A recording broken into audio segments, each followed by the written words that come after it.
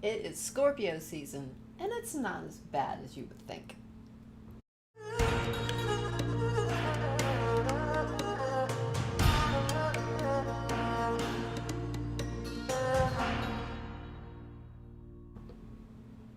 Well, hello there, Enchanted One, and welcome to Spirit Throw Me a Bone, your spiritual lifestyle channel, where every week we come together to cultivate our connection with the enchanted universe and coax spirit to throw us a bone.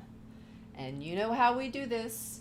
We do it in three ways. First, we create sacred space and we signal our intention to accept gifts of enchantment from spirit.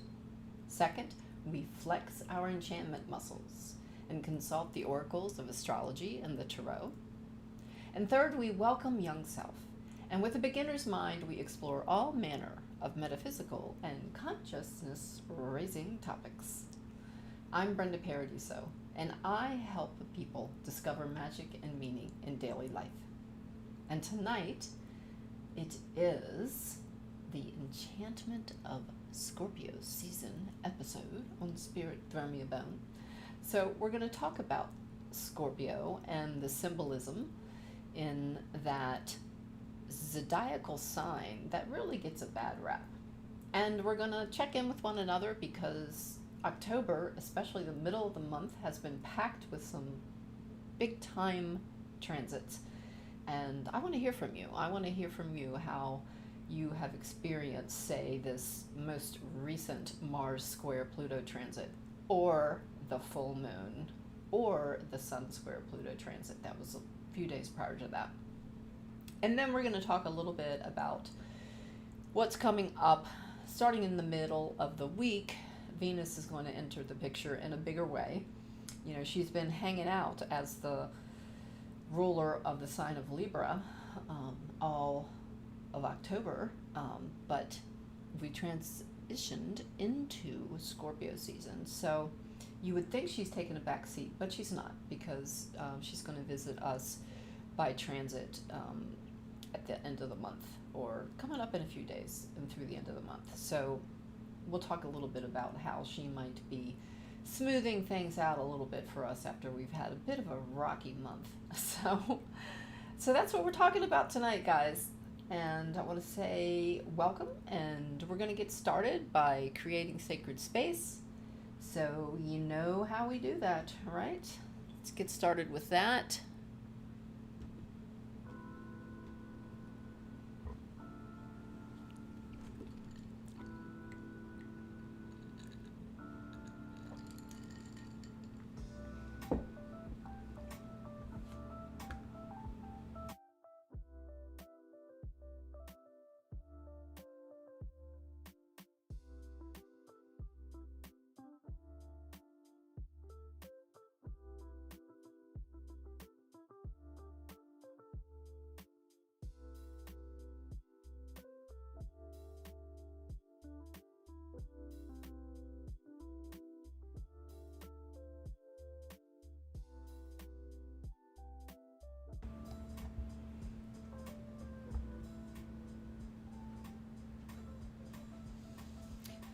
Okay, guys, I want you to remind me to unmute.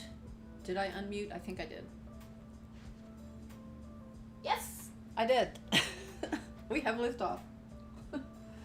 Remind me to move my mic after we create sacred space. Okay, so I've got my incense cranked up here.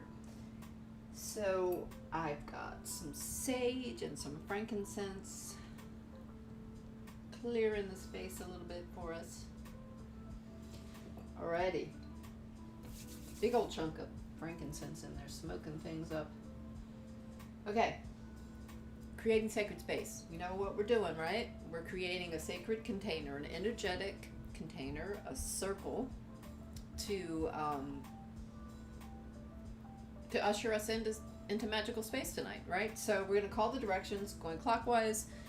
And as we do it, we're going to imagine a blue light. Now, come on, you guys. I want you to help me out here because it only takes 2 parts intention and 1 part imagination to do this, okay?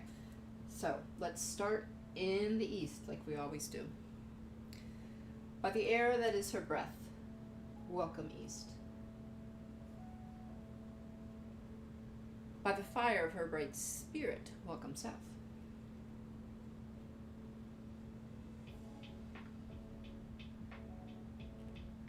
By the waters of her living womb, welcome west.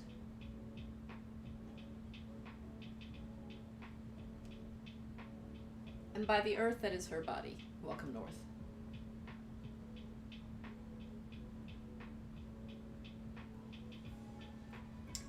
As above, so below, we are in sacred space.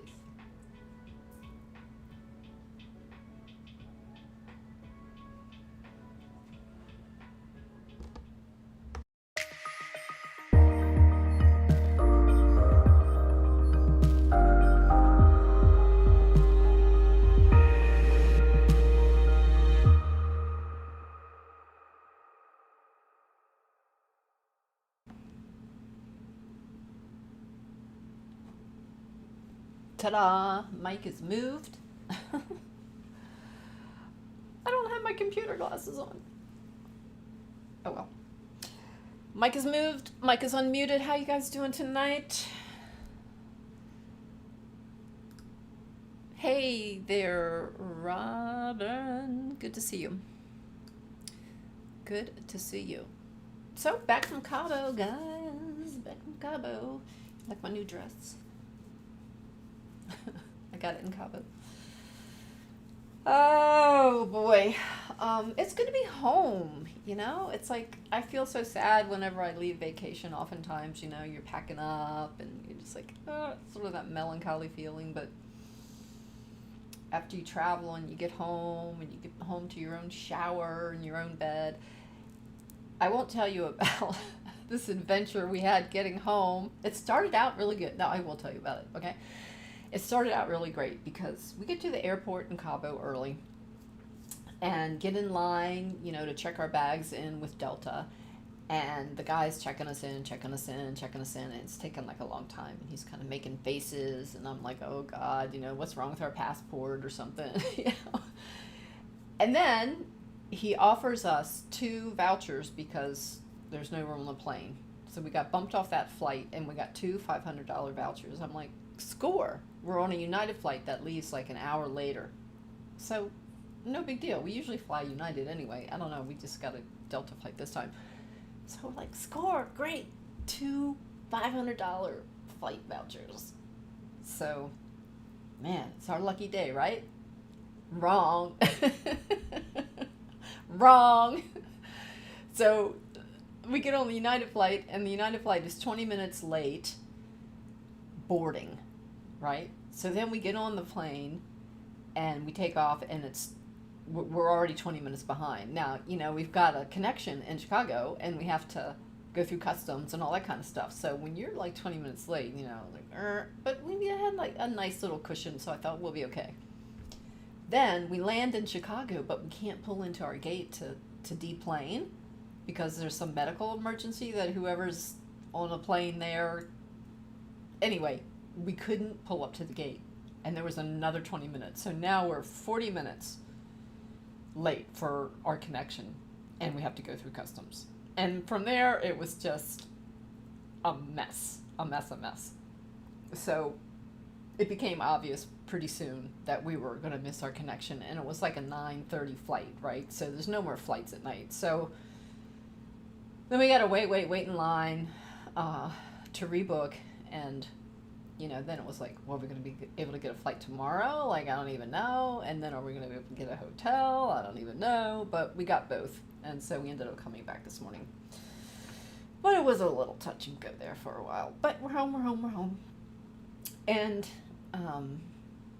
I am back to Northern Virginia, and I have a whole list of things I want to do for self-improvement. And in short, I just want to get my shit together, you know? So maybe Scorpio season will help me out with that. What do you guys think?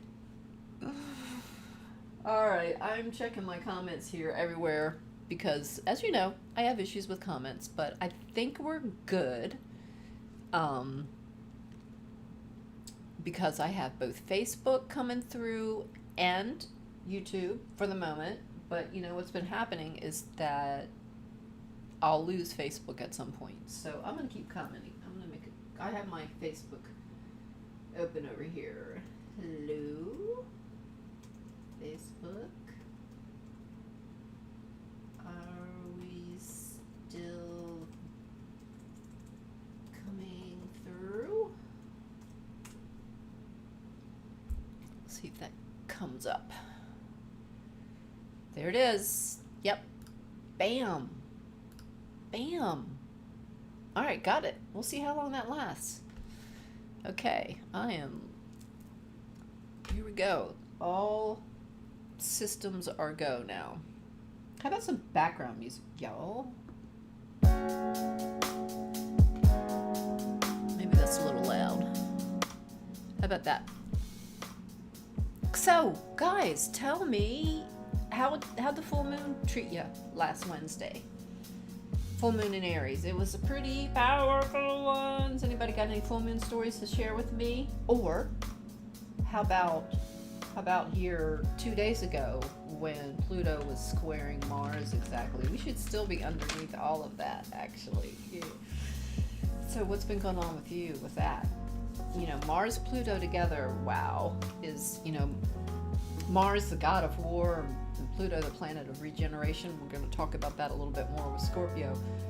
Those are some pretty potent energies. Did you guys get into any, like, little squabbles or big squabbles? Did something come to light? Did something come to the surface? Was it sort of like a moment of reckoning in anything for you guys? Was something uncovered? Were there any power plays afoot? That type of thing. Let me know, guys. Let me know in the chat. I know there had to be something. Full moon was on the 20th. And then the Mars square Pluto was on the 22nd. And I guess it was today or yesterday that the sun entered Scorpio, right? It's at 0 degrees of Scorpio right now. So, all right. So, yeah. So Kathleen says, oh, yeah, some squabbles. Hopefully not too intense. But, you know, here's the thing, though. You know, Pluto is also referred to as the planet of regeneration, right? So even though, you know, it can be difficult, it kind of cleans house, right? The image that I get with Pluto transits is, it's kind of graphic, but bear with me. I get the image of a scab that has formed over top of a wound where the wound wasn't properly cleaned, and so it's not healing correctly, and it's kind of festering. There's a scab there, but it's festering and it's oozing and it's gross, you know? And then something comes along and just knocks it off, and it's really painful and it hurts, but that allows the blood to flow freely, you know, and it's very cleansing that way, and then it can heal correctly. That's kind of how I think of a Pluto transit. Like, I always get this image in my mind. I don't know if I must have read that somewhere years and years and years ago, but it always stuck in my head. Or maybe, you know, maybe I just came up with this image myself. I don't know. But that pretty much describes it. All right, so what we got here? Robin says, actually, the Institute Committee was having trouble with our access of the Excel spreadsheet. Thursday, it was finally fixed, working out those things. Okay, was there fighting over it? Did it come to light that somebody had done something wrong, or somebody wasn't, you know, doing their job correctly, or, you know, did somebody dig around and finally uncover what the problem was? Okay, all right, so we got Scorpio season. Let's dive into a little bit of astrology. And we will start. Okay, so our IT finally realized that the board rep and I were not doing anything wrong, and he had made an error. There was some angst amongst the group. Okay, so some finger pointing. Some finger pointing. Yeah, you know, I would say that the Sun Pluto in particular for me, I really, which was like right before the full moon, and then the full moon in Aries, like right on my sun, like I really had to check my ego this month. And it's been hard. And I shudder to think that without astrology, like I could have really been out of control. But I kept telling myself, like, be careful here because, you know, your ego, just, you know, try to have some separation from here. You know, try to be more, what's the word? Charitable. Because I was kind of angry at someone. So yeah, that's the thing about astrology, and even the tarot. You know, the tarot. It can really give you a heads up, like to make sure that you check yourself. You know, sometimes, particularly with the tarot, the message comes too late, and the cards are like, see, this is what happened. But sometimes if you draw them early in the morning, you know, you might get a little heads up about what to watch out for. So, okay, what were we gonna do? We're gonna switch to astrology. Oh, there's Anne. Yay, Anne. So no soccer travels this weekend, eh? All right. So hey, so let's do our astrology dance and get right into some details here.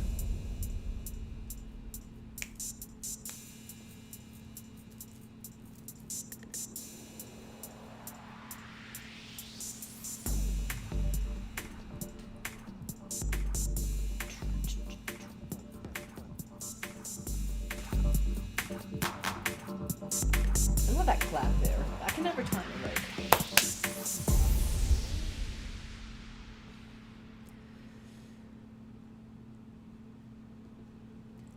right. Okay, guys. Whoa, that's a close up. Let me just show you this little graphic I got here for you. And there I am here. Okay. So, what? How'd that happen? Okay. There we go. So Scorpio is ruled by the planet Mars, and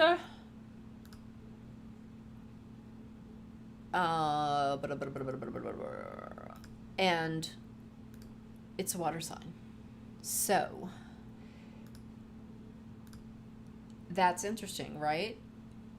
Because we think of Aries ruled by Mars. Aries is a fire sign, but Scorpio is also ruled by Mars, and Scorpio is a water sign. So you're talking about watery Martian energy. So that is interesting, right? In there, that's better. Okay, right. So that's, you know, Scorpios have a reputation for being investigative, suspicious even, power hungry, manipulative. Those are all kind of watery things, right? And but you know, there's a continuum, of course.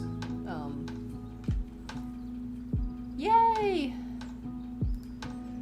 Hi T, I'm glad you're watching tonight. There's a continuum, of course, of expression of the archetype, right? Where something can be, okay, take the term investigative. Scorpios often are like investigative type minds, you know, they always are looking to see what's going on beneath the surface. Well, you can see how, you know, on a continuum of more or less conscious behaviors, right, or attitudes, you could see how being investigative could also be someone who might be suspicious, right? So, you know, I think I've said before, you know, Scorpios always get a bad rap, often get a bad rap. because it's that sort of mysterious side to them, and the sting of the scorpion, right? Like, do you guys know any Scorpios who, like, they seem like they're calm, cool, and collected, but then if you just push them just a little bit too hard, or on a day when they're just in a certain kind of mood, man, they'll come out swinging or stinging. So that is a Scorpio trait, and that's the Martian part of it.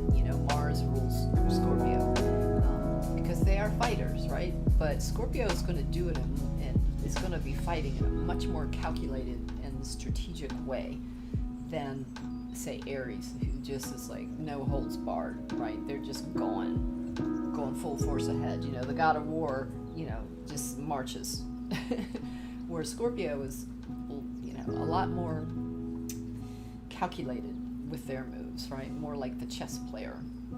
So, and modern astrologers, modern being astrology, the astrologers of the last, or astrological thought of the last 100 or so years, believe that the planet Pluto rules Scorpio, right? Or that the planet Pluto rules Scorpio in addition to Mars, right? Because we know the ancients, Pluto wasn't discovered until like the 30s, right? So the ancients didn't know about Pluto. So we can see how the planet Pluto kind of really is consistent with the symbolism of Scorpio that I was just talking about. Okay, so what are we really dealing with, though? When the ancients thought about astrology and, the zodiac and the constellations, it was all about the relationship of light to darkness. So, with Libra, that's when we turn to the darker part of the year. The sun is descending below, the ecliptic? I'm not really good with the astronomy of astrology, but that's when the sun starts to go below, right? Goes into the underworld. And Scorpio definitely is all the way down there. Not all the way down there, that's in December, but it symbolizes, the dark of the dark, right? The sun is getting darker, and then, going further and further into the dark, the yin of the yin part of the year. And so, what's there but the shadows, right? The underworld. Okay, so that's, and we see it seasonally. It's the end of the harvest, right? It's the total end of the growing season, and things are starting to just die on the vine, right? There's no more freshness, it's the earth is getting turned and things are getting, they're just becoming composted, right?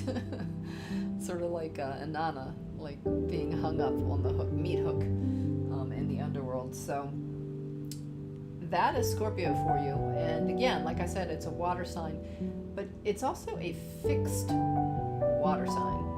So like you've got Cancer, which is a cardinal water sign, so you've got more initiative with Cancer type people. And then you've got Pisces, which is a mutable water sign. So you've got the wishy-washiness of Pisces, the changeability, the flow and the fluidity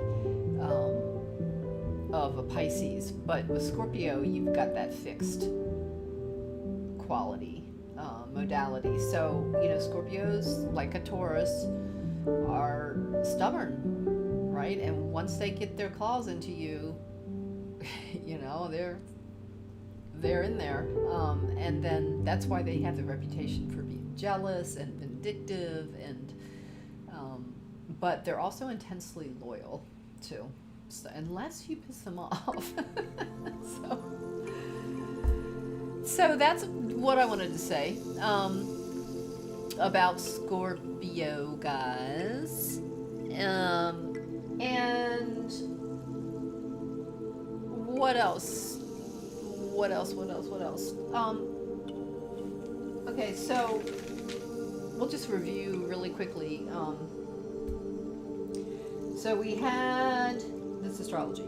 So we had the full moon on the 20th, and it was a full moon in Aries, powerful Aries Martian energy, and which was preceded by the Sun squaring the Pluto, and then then right after that on the 22nd we had Mars square Pluto. So that that really packed a punch because it was a Mars full moon squaring Pluto. Anybody else have any interesting full moon stories? Would love to hear. But so now, starting on the 26th, which, what is that? That's not tomorrow, but the next day. And actually, we're leading into these energies right now. Venus is going to be squaring Neptune. So that's going to be a much more gentle energy, dreamy, creative, inspirational, that type of thing. And then, and it's going to really soften all this Martian stuff that we've been going through, this Mars-Pluto stuff. So maybe Venus is bringing some reconciliation to everything that got stirred up and dug up and pulled up and wrenched apart by this Mars-Pluto stuff that went on pretty much the whole middle of the month, second half of the month. And then right on the tail of that, Venus is going to be sextiling, which is like a flowing energy, Jupiter in Pisces. So beautiful, nice way to kind of heal and smooth out all the regenerative energies that we've been working with this Pluto stuff, the second half of the month. So it's a good way to wrap it up, right? So, hey, do you want to take a look at our charts really quickly and see how it's shaking up for you guys? So, all right, so let's do that. Let me pull up my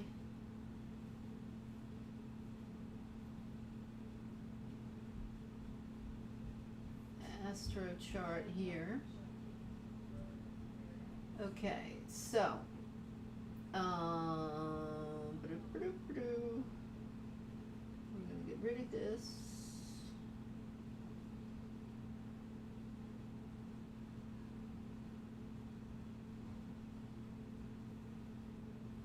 Okay.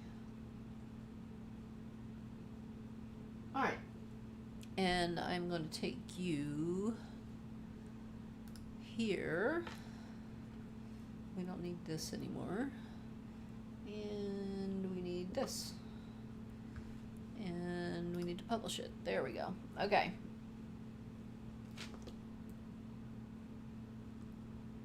Where's my overlay? There we go. Publish that.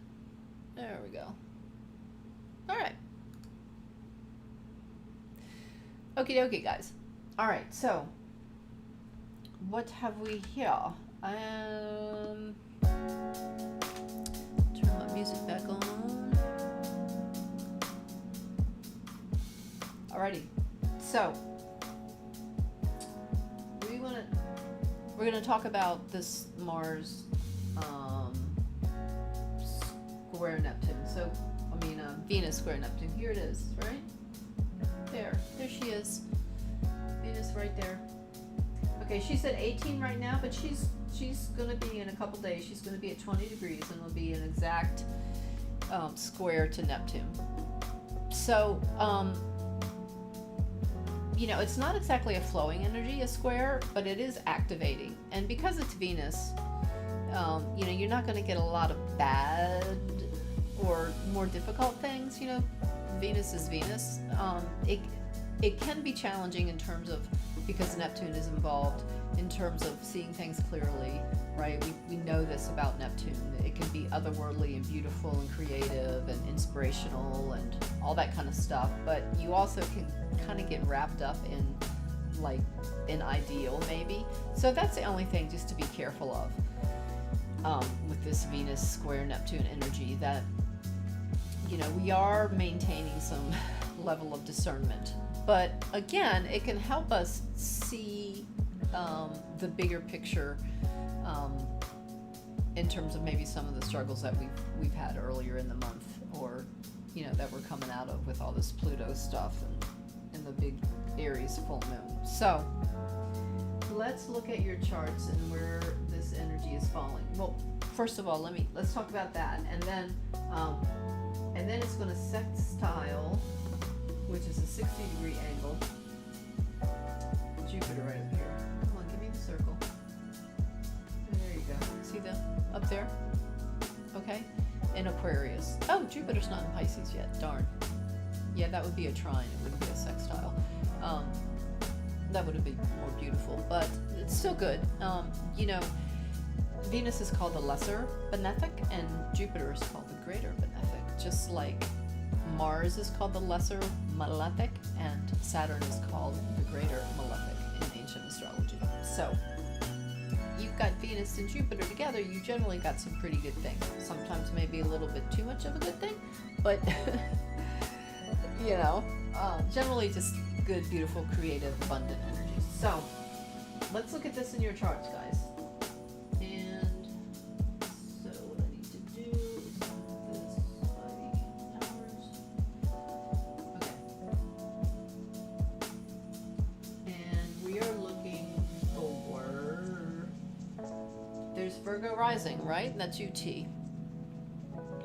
Okay, so what does that mean? So, all this full moon was lighting up your 8th house. All this Libra Mars stuff that was going on during the month, the new and the full moon. So this month of October, you would have had some emphasis on 2nd, 8th house matters. 2nd house being money, resources, that kind of thing. 8th house being other people's money, debts owed, debts paid, things like inheritances, joint resources, that type of thing. So that was the focus for much of October for you. And then that Mars-Pluto was activating your second and 5th houses. 5th house being like creative endeavors and things that you pursue for pleasure, that type of thing. Also children. So, all right, but what we want to talk about though is the Venus stuff. Okay, so here is Venus, lovely Venus in your 4th house, and that's a nice transit for your 4th house, right? 4th house, family, home, father, roots, ancestry, your actual physical home. So maybe you've spent the last few months beautifying your home in some way, and Venus there just bringing some ease and pleasure into your home life. So it's going to be like I said, trining the 7th house Neptune here. So Neptune's transiting your 7th house. So we know that the 7th house is a house of partnerships, all kinds of partnerships, but generally you're thinking like a romantic partnership, a marriage, that type of thing. It can also be open enemies, right? Because an enemy is someone you're in a one-to-one relationship. So, but more often than not, it's really about a partnership. It could be like a business partnership, but generally it's usually about marriage or romantic partnership or significant other type things. So with Venus in your 4th,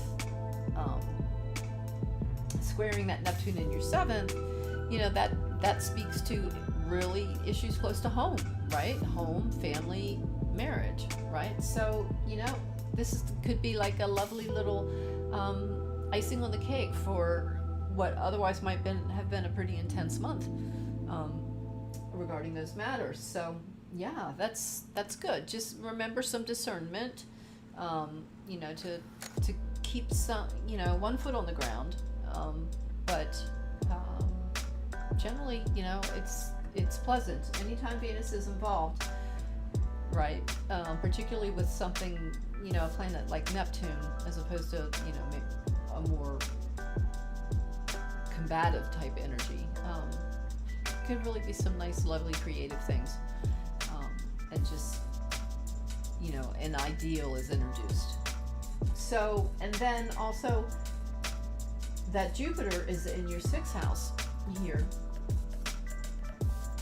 So, and that's a lovely sextile too. So, you know, if there had been some kind of pressures in terms of a work environment or just, you know, anything that you would consider to be work and toil, and because the sixth house is, it's called the joy of Mars, and it's just the house of hard work and toil. It can be also health, and it can be the house of service, like people who serve you, or more than likely, you know, who you serve. So, yeah, so, you know, it's going to be some nice, beautiful Venus love that you're going to get in those areas, right? In the work domain, or, you know, any project that, you know, it's just, there's been a lot of effort, right? So, you know, those projects are likely to still be growing, but there'll be some more ease maybe with them. So that is our Virgo rising. Any other Virgo risings out there? Any other lurkers out there? If you want me to read for you, go ahead and pop something in the comment. It may be that I know your rising sign, or you know your rising sign, and you can tell me. Okay, so where are we going now? Let's go ahead to Libra rising, since that's up next. There we go. Here we are. Here we are, Robin. Libra rising. So, you know, we've still got this Mars in Libra. And, you know, Mars in Libra doesn't really like it in Libra. But,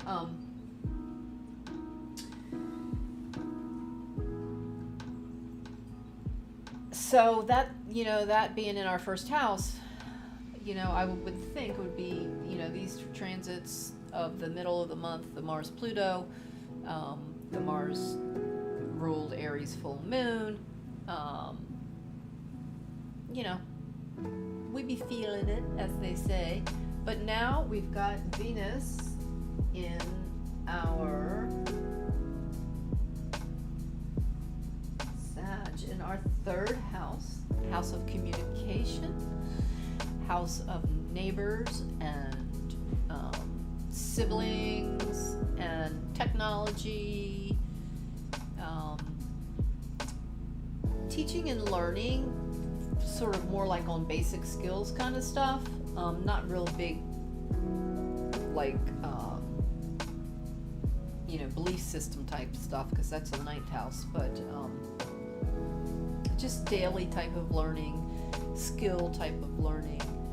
So with Venus there in the third, trining the sixth house Neptune, yeah,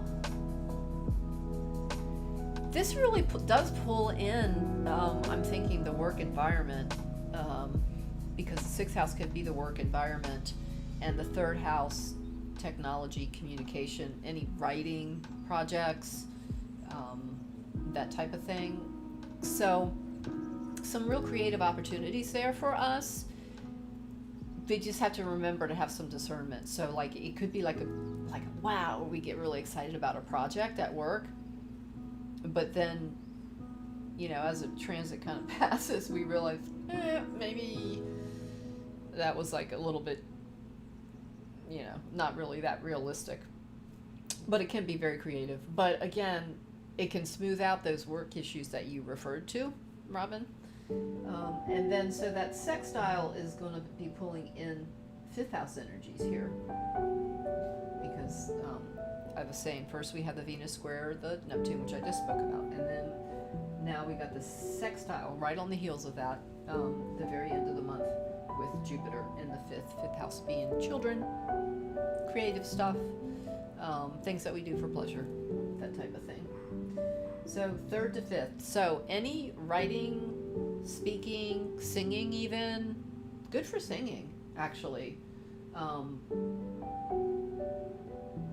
And yeah, so again, like, we all need a break from all this really intense Pluto stuff that we've been Pluto-Mars stuff we've been dealing with most of the month. Okay, so that's our Libra rising. And let's go ahead, Kathleen and Anne, all the way over to Taurus rising. There you go. So this puts that Venus in the 8th house, kind of like, it's a pretty intense place for Venus to be transiting, because, it's other people's resources, and debts owed and debts paid, but, it can be, the 8th house is also considered like sort of the house of anxiety, right? And worry, right? And the 8th house can also, represent death, literally or figuratively. So any planet in the 8th house is going to be kind of angsty. Even, it's Venus, right? So she's not like an angsty planet in and of herself. But put her in the 8th house, you're going to come up against some of that stuff. But the square is to the 11th house here, which is groups, benefactors, public supporters. So I would just say whatever you're involved with, Taurus rising ladies, that involves group work, group endeavors, group activities. It can be fun and creative and artistic. Maybe like, you have some project that you're working on with a group of folks that, has something to do with the arts or something like that. But just practice discernment there too. There could be some deception involved. 8th to 11th, pulling in the Neptune. So just be aware, like sometimes people aren't always as benevolent as they seem. They might just seem to be too perfect, or whatever they're offering just seems so ideal. Just be careful, just be aware. Discernment is in order, particularly as regards women, because it does involve Venus, okay? Or anything that is Venus related, like maybe some kind of an activity having to do with beauty or the arts in general, or any of the Venusian type topics, right?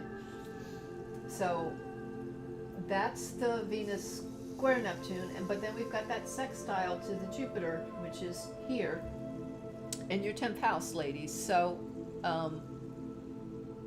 that kind of puts you in the public eye a bit, in a way that, like you can present something beautiful like yourself with that beautiful sextile right at the end of the month. So if you have an opportunity for some public speaking, something like that, where you're presenting something Venusian or Jupiterian, like Jupiter being all about like ideal, sort of belief systems of government, even, community benevolent type projects, especially in Aquarius there, could be some nice opportunities for you there. Okay, so there we go, guys. Did I miss anybody? Anybody out there? I think I got everybody.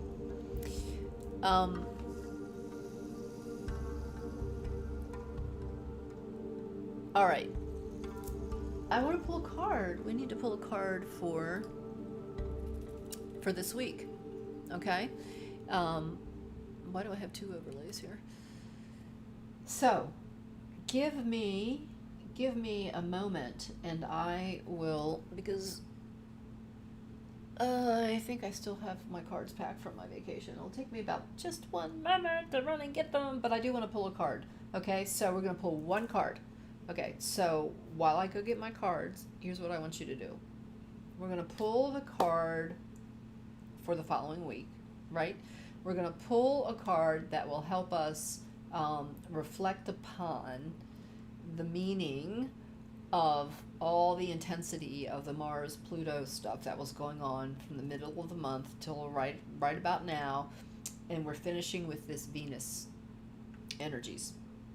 Okay, so let's pull a card that will let the tarot provide us with some wisdom and some insight regarding the meaning of the events of the middle of the month through the end of the month, to provide us some oracular context, if you will, like a card to meditate on, to really understand the deeper meaning of our process over the last couple weeks and throughout the end of the month, and that so that we can pull it all together with these Venus transits that we just learned about.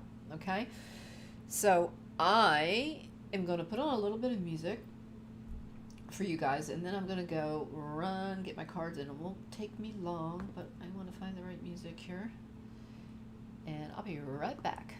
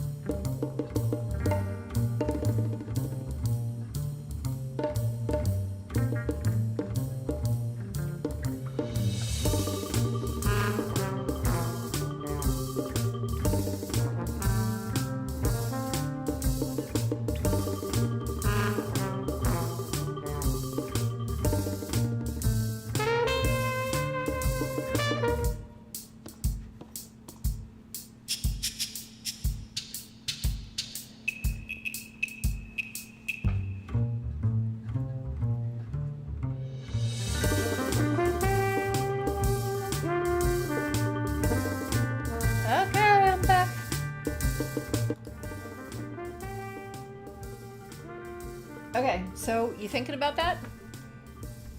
This card to give us some context for the lessons of the month of October, finishing out with all this Venus stuff that's going to be so lovely.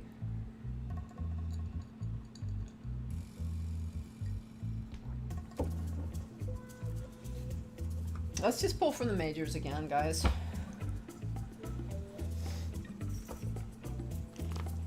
Shuffling, shuffling.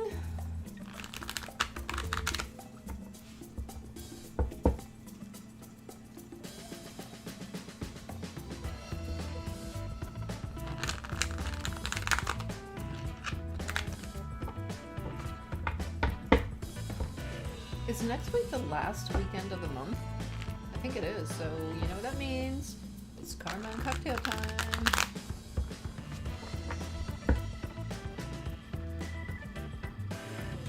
Oh wait, I haven't pulled out the majors yet. Eee!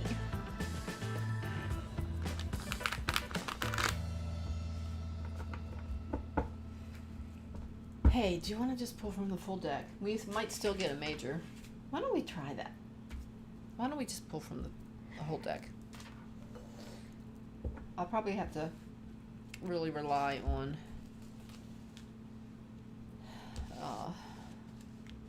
Steampunk Tarot to help with the interpretation. Okay, we're going to pull from the whole deck, so it'll be hard to guess which card that'll be. We might still get a major. Oh, wait. Wait. No, I said hi. You said... I put you here, didn't I? Do you have a new comment? Let's see.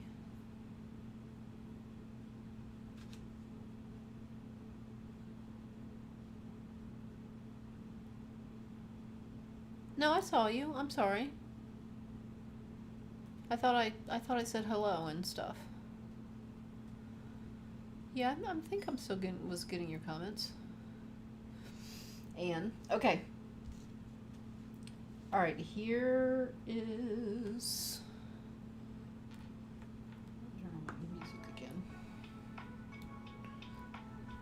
card. All right. Okay, I pulled from the full deck this time, guys. This is interesting that we got this card. The King of Swords, guys. The King of Swords. Alrighty. So, what do we got for the King of Swords? Well, I'll tell you that the King of Swords, being a court card, the King of Swords is like the king of the patriarchy, I think. Swords is the intellect, right? And thoughts. We all know that swords are thoughts. So we're contemplating about the end of the month, moving, you know, the lessons of the entire month and all the Pluto Mars stuff, contemplating how to move with those lessons through the end of the month. And into next week. So, the King of Swords is a guy who is in charge of communicating, and he's in charge of thoughts and ideas and messages. So, let's see what Steampunk Tarot says about him.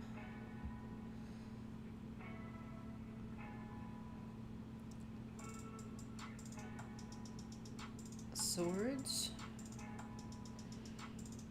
King of Swords. I wonder if I could do this and show you. Alright, who's texting me?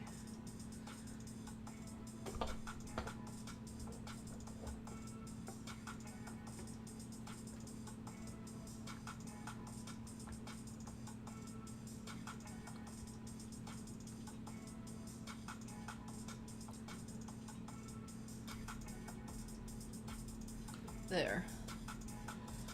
Okay. Oh, this is not what I wanted.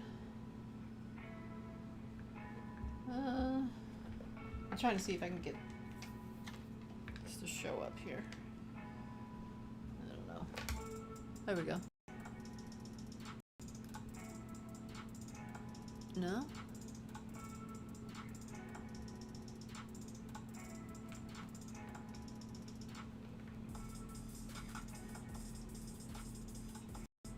There we go. Alright, so go into preview mode here. And I just want to show you him on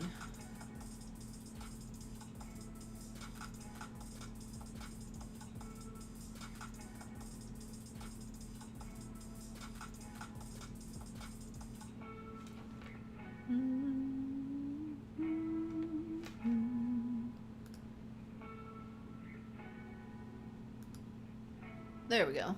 Okay.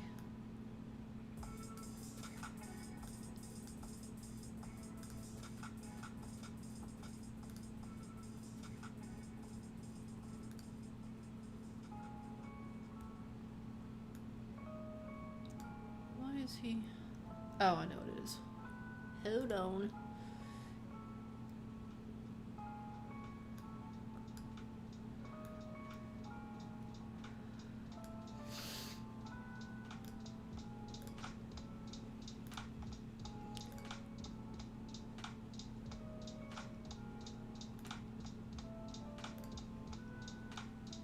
Huh. Okay, guys. I'm trying to see if I can get...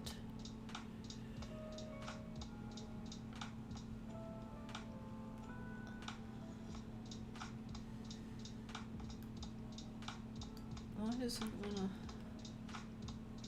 There we go.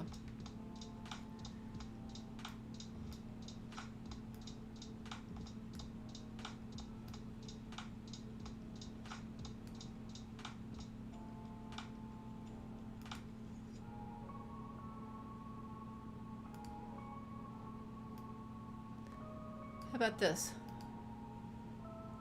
Okay, there we go. King of Swords. Core meaning someone who is driven by ideas, systems, and communication. Well, there you go. That's basically what I said, right? All right, so come back here.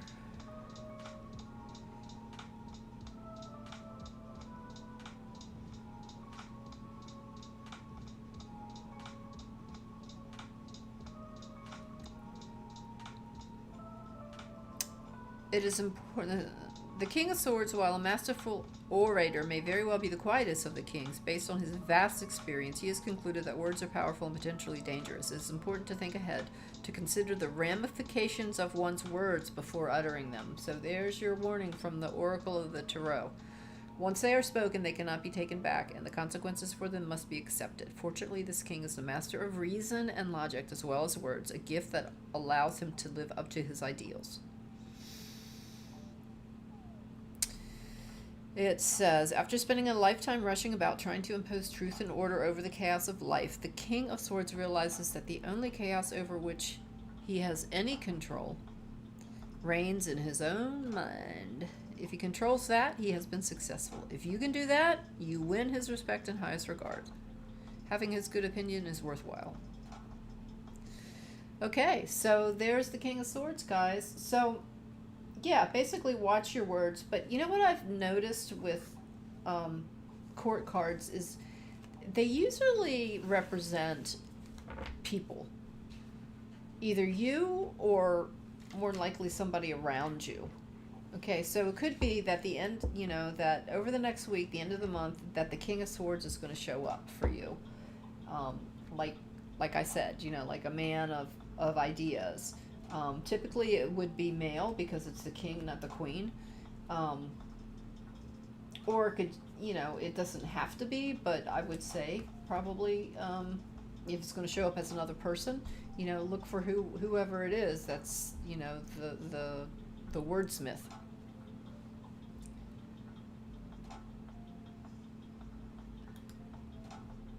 Oh, that's interesting, Robin. Lisa was pulling sword cards in her readings at the ISD service this morning. Yeah, I really wanted to support Lisa and go to that service, but I was on an airplane, so I couldn't do that. But that's interesting. Okay. All right, guys. So King of Swords. Watch out for King of Swords this week. Alrighty. Righty, here we go. All right. I think we're about done. So we did a little bit of this and a little bit of that, didn't we?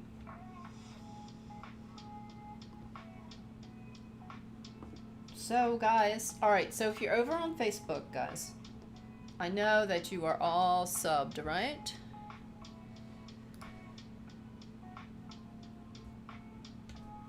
I'm gonna go back to live mode here.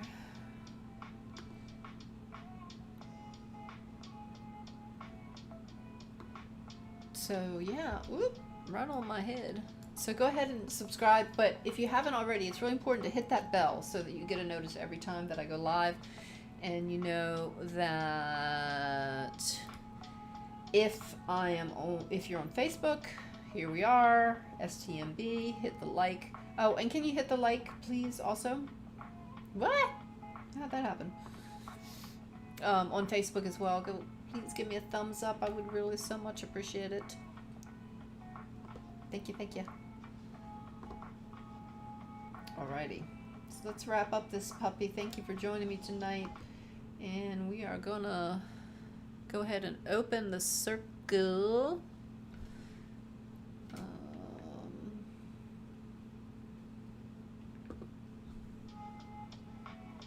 Where do we go here?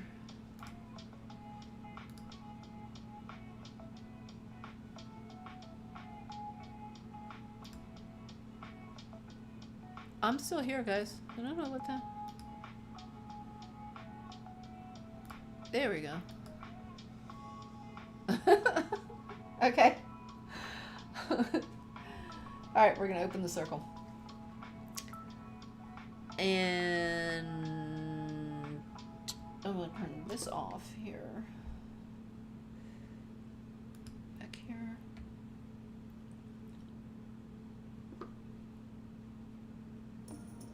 There we go.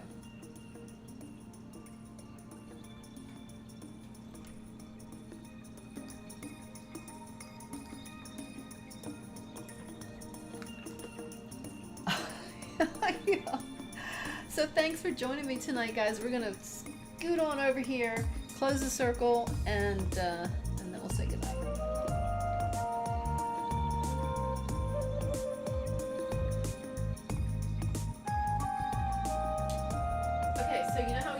right, we go counterclockwise, and we need to release the circle, and release the energetic container, and thank the directions for joining us tonight. By the earth that is her body, thank you, North. By the waters of her living womb, thank you, West.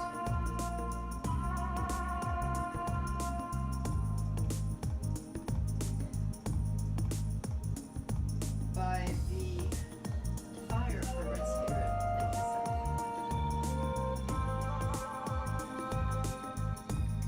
And by the air that is her breath, thank you, East. As above, so below. The circle is open.